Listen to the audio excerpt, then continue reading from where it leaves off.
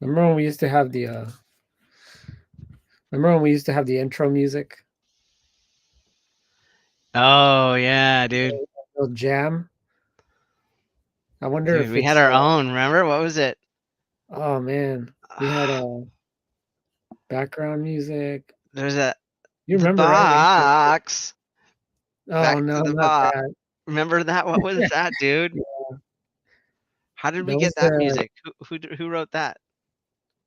that was back in Folsom days, bro. That was I know, but who did that? Take Me to the Box or Take something me like to that. it. Yeah, yes. Take me to the box. Yeah, we'll need to find we need to do a throwback. Have some of that. Um, anyways, Snap. welcome to Founder Chat 33. We're here in our respective broom closets. Yes, this is the We had work a from new home fancy edition. office today. Let me Uh, let me put this down so my little. I'm in the yeah, garage. That when I was the say garage closet, door. Nathan's in the garage, like Yes, his actual my garage, garage office. and I am in the guest room closet, which is it's impressive though that you can get a desk to fit in here, and I can actually shut the door, so nobody bothers. It's kind of nice. But anyways, the big news of today is that Loom got acquired for Loom. $975 million. How much? $975 million. Almost a Billy. They just wouldn't let him. They wouldn't let him go for the full Just Billy. They're do like, it. No, not a billion. no, he's gonna sit 907. right under that. Yeah. However, when they raised their Series C in 2021, they were worth 1.53 billion. So Okay, I guess they got a deal on it, maybe. But I mean, yeah, just let's do that. Talk a little bit about how Loom has changed. I mean, even our business in the last year, sure. right? Because let's be honest, we were using it probably since 2020, 2019, right? Mm-hmm. Pretty regularly, but not. It wasn't part of our core sort of practice here to use it. It was more like, hey, there's a tool, and when we need to do it like an actual walkthrough, we'll use I think maybe it was an extension at some point. I think I read Mm-hmm. that. And so we decided to go pro with it probably a year ago or so, and now it's part of our workflow, and it's probably saved us time and money, to be honest with you, right? Oh, it's huge. I mean, I'll do creative briefings on it. I'll do client reviews and presentations on it. Um, and to be honest, I've even heard there's a shop, another agency, and one of their things is they only do client looms. Like they only do recorded reviews and presentations. So it's crazy. And essentially what I love is they've basically created they sort of coined this term of or at least popularized the idea of asynchronous meetings. Mm. They call it asynchronous. So you don't actually have to be meeting at the same time. You can just watch this video. Um, so it's been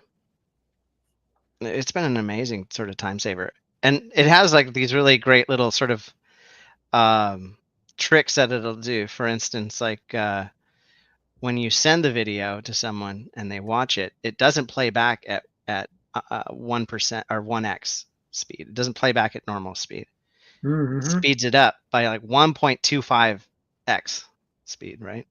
Yeah, So it plays it just a little bit faster. And it even says like this little 9-minute video. you can control it too, right? I think.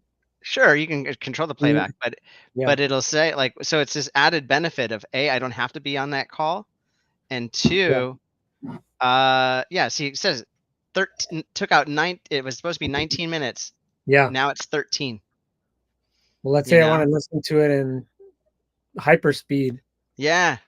Yeah, right? exactly. What's your time worth, right? Or slow it down. Mhm. It's just really smart that it sort of but it defaults to that 1.2, right? So it's sort of by default, it's speeding up your playback. So it's really, I mean, it's a cool tool. It's got some cool ways too. If you're watching a video, you can comment at a point in time in the Mhm. timeline. Um, so yeah, I mean, what's so crazy is it's just it's so straightforward. What is interesting is if you remember, I remember the first time really diving into Loom was back in our Tap That App days. So this was sort of almost pre-pandemic. It was pre-pandemic. And we were looking at the time, Tap That App was social. It was basically you share the apps that you have on your screen or your phone.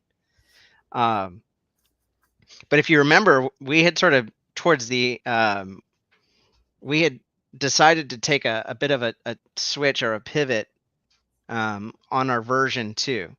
So version 1 was very much like this, the home screen, and you would share your home screens with other people. Yeah. But version 2 was this idea of video reviews, partly because we were having issues just sort of being sticky. Most people would just come in and treat it like a utility. And the only time they're really looking at new apps, and this is true for almost everybody, right? The only time you're really looking for apps for stuff is either A, I'm I need a thing. I'm hoping there's a thing for this, or what's the app for that? And so you're not necessarily like, it's not a social, it's not really that socially sticky. You know, once you see what someone has on their phone, that's great. And then you kind of move on with life. And you might come back later, maybe. And so we wanted people to be able to come back more often and be more engaged. And so we had this idea of adding video. And the idea was that the app would record, and this was back in Android days, bro. We had Androids at the time, where you could record what you were what your screen had. This was our big insight, right? We're going to record what's on the screen, but then you were also going to have the front facing camera on at the same time. So you're doing these and the mic. So it's like all in one, like you're doing screen recording plus commentary. In And fact, so I could go what's ahead. that? Keep going. I think I could Uh, pull up. yeah, I think our website, I think our Tap That App website has that version on there. Yeah. Um, and so I remember distinctly looking at all these things, and Loom kept coming up because it was one of the first like screen recording things that let you just save it to the cloud. And that was going to be the idea. It wasn't that you would download it to your phone. It would be that, you know, you've done this video review of this app, and then boom, it adds it into our sort of YouTube, our YouTube for app reviews. Um, which is still, it's still interesting because even you would think even at this point that app reviews would become more video based because nobody reads, because the idea was that nobody reads these reviews, right? Mm-hmm. And um, so we were adding that component. Yeah, check it out, right? So that's pretty cool. And you had a little video, a little window. We put their phone in the palm of your hand. See, see your favorite people use their favorite apps. Mm-hmm. Man, I remember these lines right here, these headlines. It's crafted, man. I don't know Yeah. how many iterations of each of these lines we went through. Yes, a new home for a new kind of content. There you go. Yeah, and it's crazy because you see a lot of people on TikTok do these things, right? But they've got that like choppy masked video of them Yes, in front of their screen, right? yes, As they're yes. talking about a headline or Yeah, an app or whatever. yeah, Um, yeah. And then they move themselves out of the way and move it around, and yeah, it was that exact idea, but it was for like yeah. app reviews. Hmm. Um, so, but Loom was sort of one of these things, and I remember going, "Oh, dang, there's Yeah. this Loom thing." Um, and in the back of my mind, I'm like, I remember even thinking like, "Oh gosh, are they a competitor or something like that?" Somehow thinking that like these looms would be public facing. They're not, you know. Um, But it is interesting that it never really went that way, right? Like, I guess I don't know. I guess that's what YouTube's for, you know. But Loom was kind of GP like, in the house. GP in the house. yeah, Let's see about staccato. yeah, like, We'll segue into that. hey guys, it's I'm here on my Loom. Go ahead and smash that subscribe and like button down Yeah, there. exactly. Hit that bell, you know. Yeah. So, yeah, so I remember Loom early on. Um, and and I remember thinking, oh, this is kind of cool, you know, but you know, and again, it sort of goes back to branding and marketing, right? Like they had solved this idea or created this idea of like record easy screen recording, right? That was it. But it took it wasn't right away that they were like asynchronous meetings, right? That was not, as far as I remember, how No, they I pitched think it felt themselves. it was more like a utility. Dude, Like, and it was really focused on people in tech. Like do your dev review this way, right? You need to get feedback to your team or your dev team, just record it. Do a walkthrough, right? It was very sort of like almost like something you would use for Q&A. mhm, You know, it wasn't really seen as like this is a replacement for a meeting. It was more like here's an easy way to document the glitches happening on your stuff or yeah, whatever, a progress review. Um, and then somewhere along the line, somewhere, you know, someone smart over there or someone they hired, whatever, came in and said, it's all about the asynchronous meetings. You don't have to be in the same place at the same time. And it made 100% sense, especially during the pandemic. Everyone's working from home, right? Having those meeting times is a little more difficult. And then it works really great too when you start getting into like international teams. And yeah. that's how we started really leveraging it. Remember, we had a team out in Dude, what a Israel. game changer, right? Yeah, we had a startup out in Israel. And we, you know, time is obviously weird because they're done with their day when our day starts, right? So there's this period of time early in the morning for us that's sort of late in the day for them. And we realized we're like, let's do this a little bit differently. So we would send over a Loom of the presentation that we were going to give. And that before the end of the day, they look at it, they reviewed, they got to watch it as many times as they wanted and internally even meet around it. And so when we jumped on the call, it was we already knew what we were going to talk about. They're like, "Oh, great, let's jump in. We've already had time to digest this. Let's tell you about what our feedback is." Which was fantastic because then the conversation was really more productive and you know, just easier to sort of get through stuff. And again, they didn't have they weren't put on the spot, you know. Mhm. So it's a great idea, and I'm surprised that it still sort of runs as its own thing, and more platforms haven't taken advantage of it. You know, it would be, Sure. you know, even like, so we use Google Meet. You Mhm. know, there should be not just a record sort of thing, but like record and share, or you know what I mean. Like right now, it's not intuitive. You record it and then you don't know where it goes. Like I still don't know where that recording No, goes. it's just like, here's a Google Drive link and we dumped it. Good luck finding it. Yeah, good luck finding it. Go to your calendar, Yeah. look at the link at the bottom of your calendar, and there it is, you know? Mhm. And you're like, guys, that's just not, I mean, what is that? Just for safekeeping? You know, it's not usable. And so you would think that, you know, and even Zoom never figured that out. I mean, theirs is the worst. It just dumps it in your hard drive. Remember that? Remember We all just the, got we no, of course I remember. We just got off a call. It was supposed to be a 30-minute call and it was like an hour and a half. And the the client said, "Go ahead and record it, on Zoom because we don't use Zoom. They do."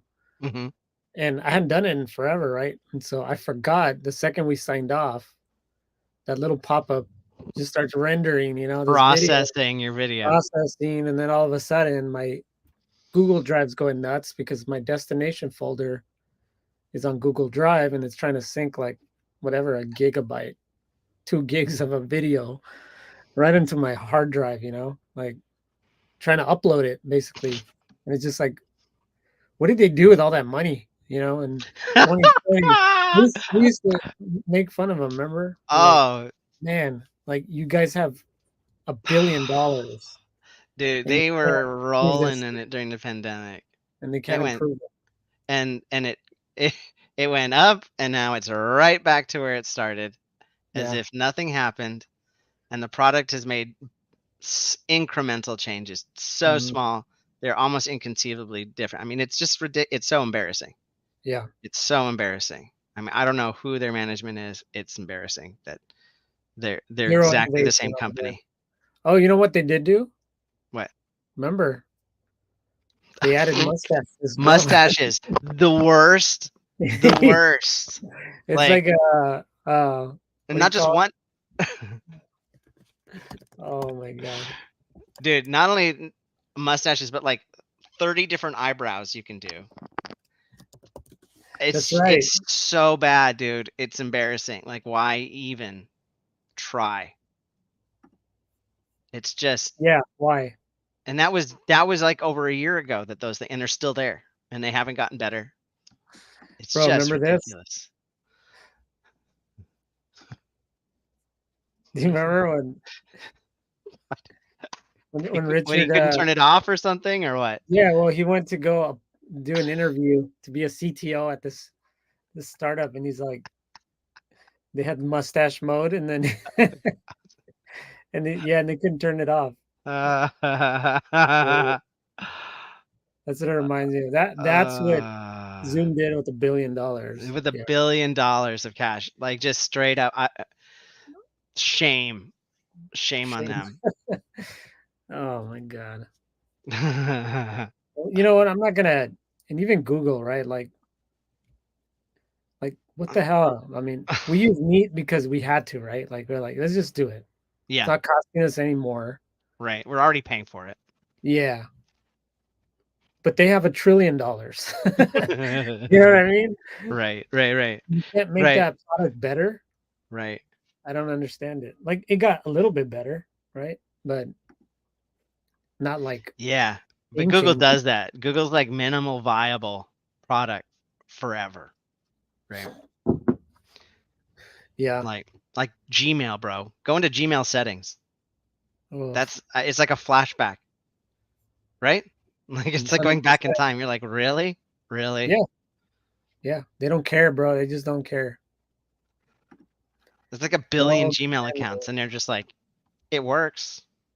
It's just the worst. It's like a settings panel from the 90s, mm-hmm. but it still works. You know. Anyway, it's Yeah. so it's so crazy. You would think that they would invest in, but that's the thing.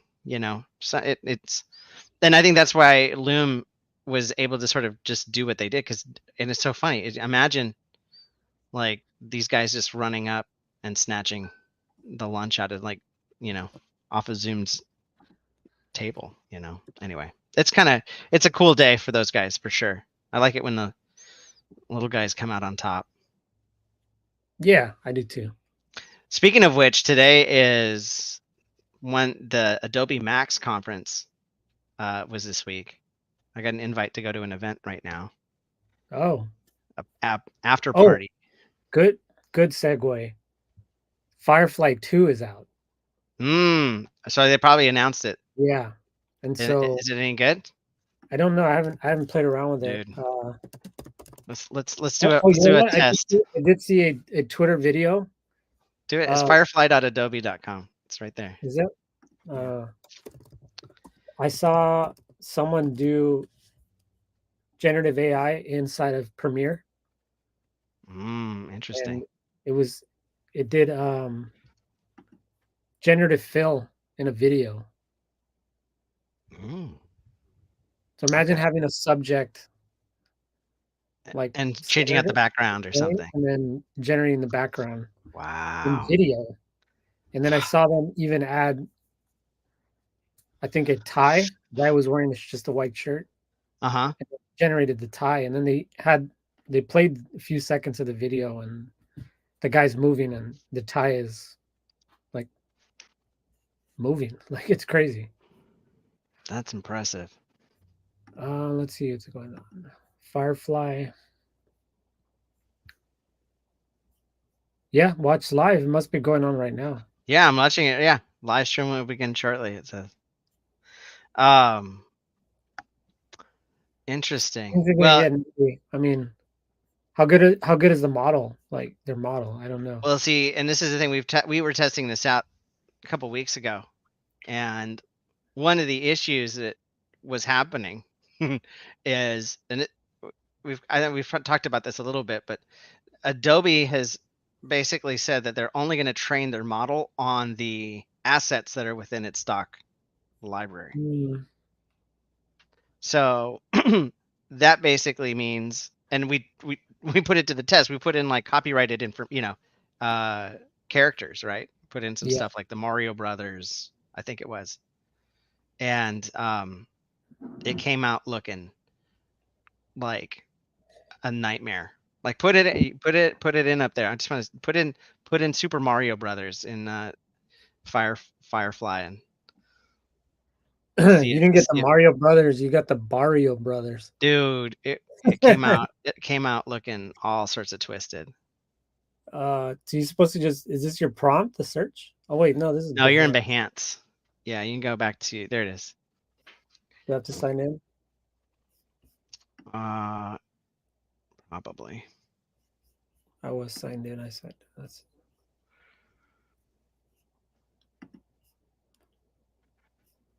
Um, but yeah, dude. revealing all my emails right now. Yeah, there you go. You can get spam now. But but this is what's sort of interesting about generative AI is it's sort of like Mid-Journey and Stable Diffusion have just been sort of like mum about where they're getting their stuff, right? Oh, here, okay. And so they haven't what's it called? They're just scraping the internet essentially is what's happening. There it is. There it is, Super Mario Brothers. Okay. Okay. I mean, what? Yeah. Right. So, yeah. Way to go, Adobe. Jeez.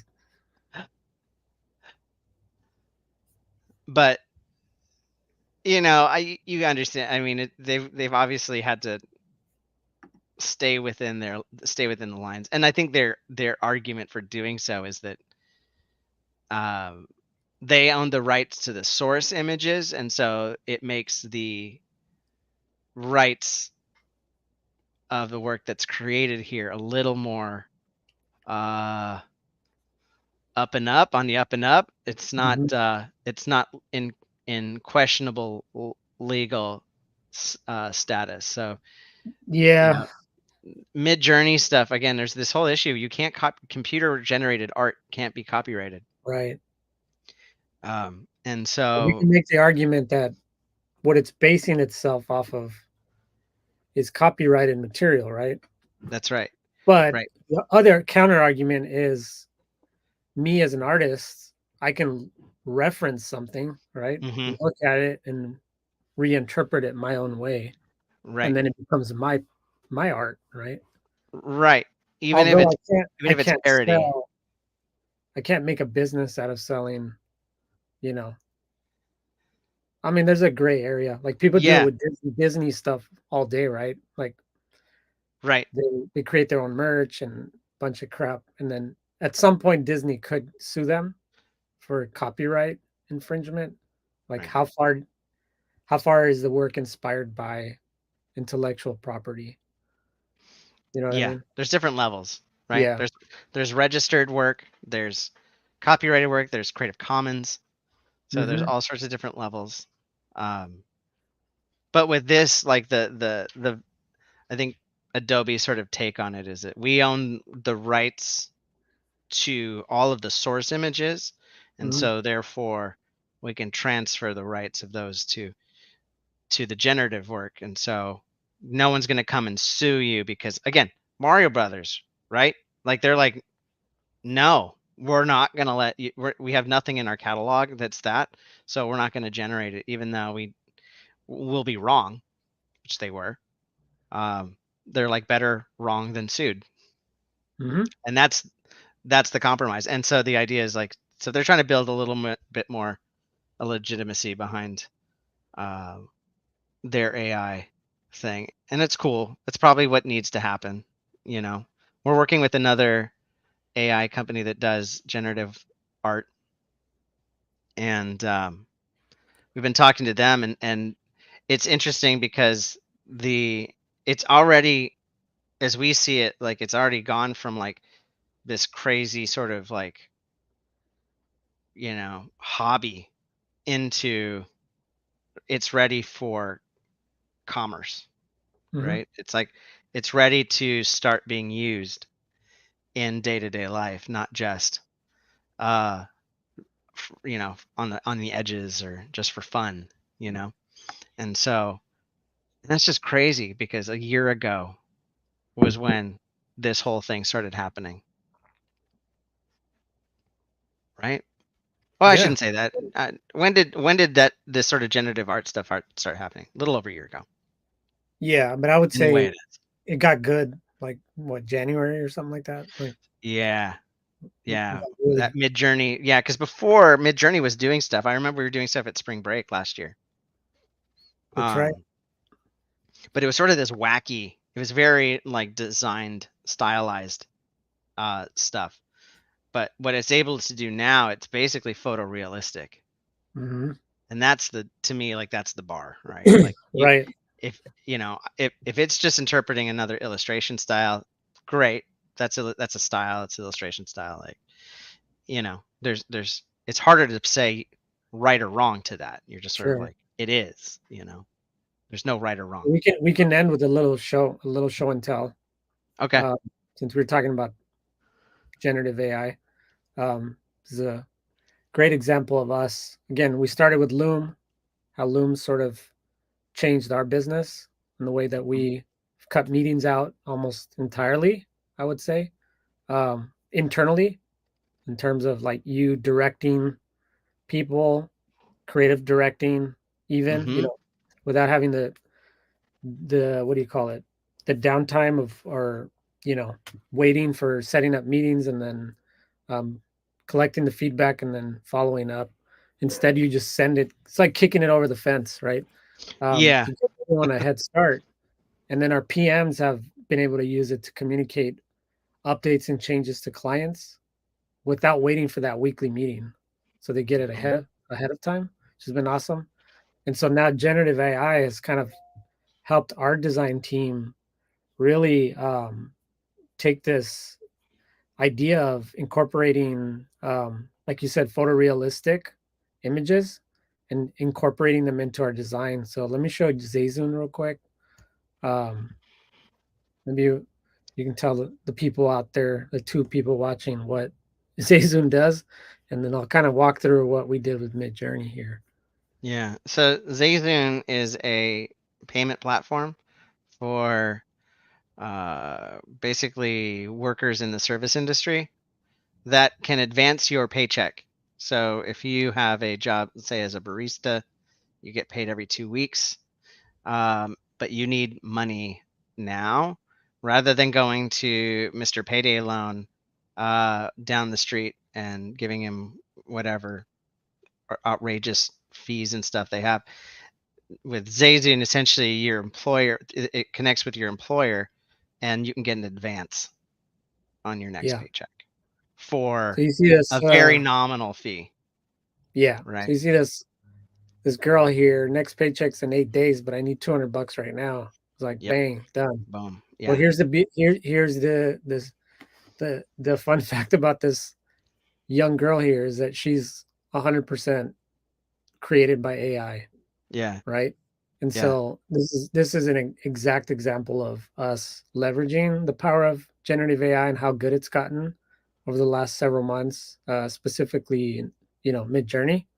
And so you could see here, I mean, unless I'm mistaken, Nate, like you guys prompted that apparel color to match the brand. And Yes. so This is there my was no favorite part of it, right? right. So there's no Photoshop involved in any of No, this. no, But we gave it a hex value. you gave the prompt a hex value. You said to do it in a um, what do you call it? Transparent background or a solid background so that A we can solid mask it background. out, That's right. right? You Uh-huh. said give me a specific ethnicity, age range, A certain gender, emotion. Typically, it's emotion. like this is probably confident or some sort of, you know, you know, not just smiling happy, but sort of yeah, sort of like I got this, you know. Yep. Um, And so, as you can imagine, trying to source something like this through stock is just painful sometimes, especially depending on the libraries that we're sourcing from, and could be expensive on top of it. And yeah. so, if you had to guesstimate about how many images did our team generate for this website? For Zayzoon, over a Yeah, hundred. right. Even ones that we didn't use. Oh, we have an entire library, and I'm sure half of them haven't even been used. Right. Um, So let me keep scrolling here. yeah. And these are all generated through AI, right? Mm-hmm. I mean, look, I just Yeah. There we go. we can go on and on and on. I mean, this it's just it does it so well. Yeah. And what's sort of unique about it too is once you start to get a prompt going, um, it stays within the lines in the sense of like stylistically, they're all shot sort of in the same with the same sort of focal length and the same sort of Hmm. lighting style. Um, and so you're able to just sort of keep going and keep going. I mean, here's someone that guy right there was like, we want him in like an apron, so he looks Hmm. like a barista, right? And we could throw in any of these sort of different careers, right? So some of them were like I said in the service industry, some of them are in retail, and so it was really easy to sort of put those those things and just keep going with it. It's just such an amazing tool. And what's crazy is you really look at the if you were going to create this, it would be, I mean, talent alone would be, I mean, thousands of dollars, tens of thousands of dollars. Then you got to hire a photographer, hire a studio, take all the photos, fly everybody out, right?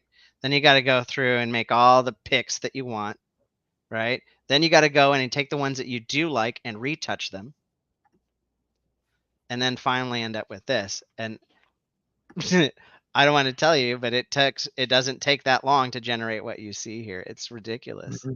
And there's a plugin we use on Figma that does the outlining. So even that step of like going in and like tracing people with the Bezier tool and all that stuff, that painful process, it's completely out. It's completely out. Yeah, and we did it for these guys as well, right? Yes, vComply. Yeah, absolutely. It was around the same time too. It's sort of funny that both of these came out. But here's what's so cool too about this capability is um for me what I really enjoy about it is there was a point in time when all SaaS products were using illustrations, right? It was just and it's still very popular, right, Hmm. within this space, because a lot of times you're talking about these very sort of abstract thoughts, and so you get these illustrations of people like holding gears or holding a question mark, and because you're sort of explaining these sort of abstract ideas, but after a while it became almost a cliche because you're sort of like, okay, I get it. It's and just another software company that's basically like trying to look almost childish, and people were sort of becoming a little tuned out because everything was doing that. And vComply was in the same space. Like if you look at their competitors, they're all using illustration. And vComply was using illustration, right? And so we said, look, we gotta everyone's zigging, we gotta zag, right? We gotta go the other way with this. And before we would have said, okay, well, we want to do photography, that's fine. This is a huge website. This was, I don't know how many pages, Charlie, was it? Over 100. Over 100. Yeah. Right? And so, and a lot of it had images. And so we said, look, if we could not feasibly approach this from a stock perspective and expect to find the level that we needed. within the budget we had and in the Oh, time we had. It just wasn't feasible. And we would have had occasional photos here, occasional people, but here now we've been able to generate these people at scale. Um, and it tells just a much more compelling story. And part of the fun too was, again, sort of using color and their outfits as a as an intentional choice. So everyone in here is sort of buttoned up, right? They have this sort of they're sort of looking really sharp. And part of the reason, we even said this early on in our presentations with a client, we kind of called it like looking compliant. Like, this is what compliance looks like. This is what it feels like, right? Having your business in compliance is like showing up with a perfectly fitted suit. Everyone you just feel good. You feel confident, right? And so it's all about sort of giving this sense of confidence. And I, like I said, that was definitely in the prompt too. I mean, look at that guy. He's just giving you that look. And in stock, you might find a few of those, a handful, but we had over 100 of those, right? yeah. So go see another one. I want to see if there's any. Just scroll down or whatever. Yeah. So there's some illustration, but that's legacy. That was stuff that they had done that they wanted to keep, and it's for blog stuff. So it was really kind of hard to sort of pinpoint an exact image. But yeah, look at her. She looks great, right? And again, we're able to sort of, with AI, cut these things out. And so it just made it so that now that you go back down or go back up. So you can see this girl right here. Actually, go to the guy.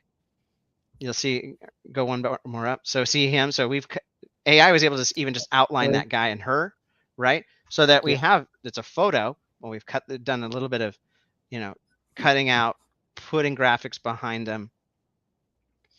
It's just very dynamic. This is stuff that again would have taken a lot longer and been a lot more painful than it was. I mean, this is I hate to say it, but it was enjoyable. I I'm just saying that because many times Yeah. it's not. It's just not. It's just like it's just a headache. And this was not. I mean, the only thing that took time was what you're seeing is that UI, right? Yeah. The application stuff. That did take time. But what was nice was the rest of it was ready to go. So, and we used Figma for all of it. We even created variants. And so, in some of these situations, like the graphic behind him, we created graphic templates.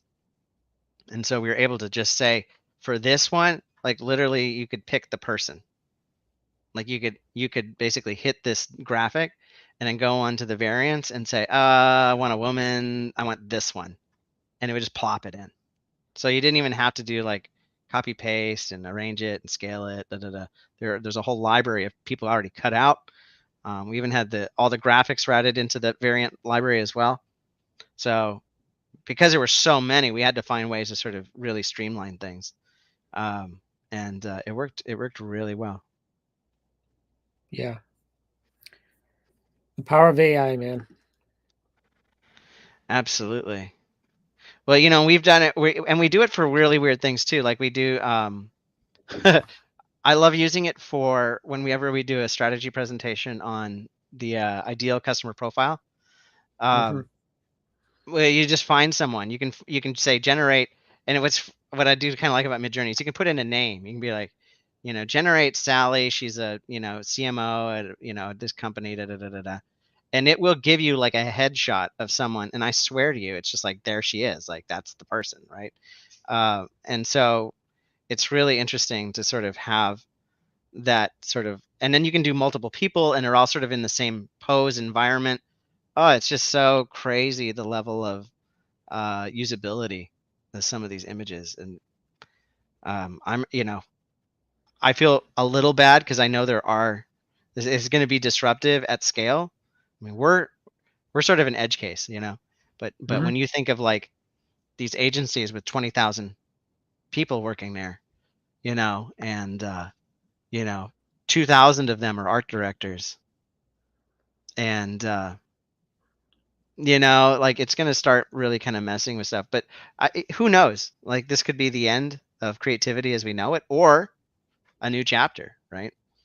I mean, I'm sure they look back. I mean, Gutenberg printing the Bible was paramount to heresy. You know, like that was not supposed to happen, right? You know, the Bible was not supposed to get out, but it did, Yeah. and here we are. You know, and so I think there's probably a similar sort of like good things are going to happen, bad things are going to happen, but you know, creativity always wins, and humans have a way of adapting and growing. And it'll probably get a lot of the junk out of the way, hopefully, or it'll just well, it'll do a bit of both. Probably going to see way more junk, but it'll be good looking junk or quality looking junk. Yeah. Anyway, Cool. Well, that was fun. I'll do a quick little what's coming up and then we'll wrap it up here. Speaking of AI, we've got a Bruising Bots number 2 or part 2, whatever you want to call it. Thursday, November 5th in Austin during Austin Startup Week. So if you're in the AI space or if you're connected in Austin to startups and want to learn about AI, definitely RSVP. We've got 32 on the list so far. We're a few weeks out. We got at about 115 RSVP at the last one, and I want to say we had about 70 people. We had a nice little crowd, some cool demos, and were they allowed to step on the carpet? yeah, right. Like take your Like shoes off. everyone's like, stay off the lawn. Yeah, exactly. Well, Yeah, yeah. so we'll be in let's so we'll be in Austin. Check out Brews and Bots. We'll be out there if you want to hook up. But check out those tools. Check out Loom. Check out Midjourney. And that's it for Founder Chat. We went 12 minutes over. So All right. there you go. I'm getting better. Later. See everybody. Peace.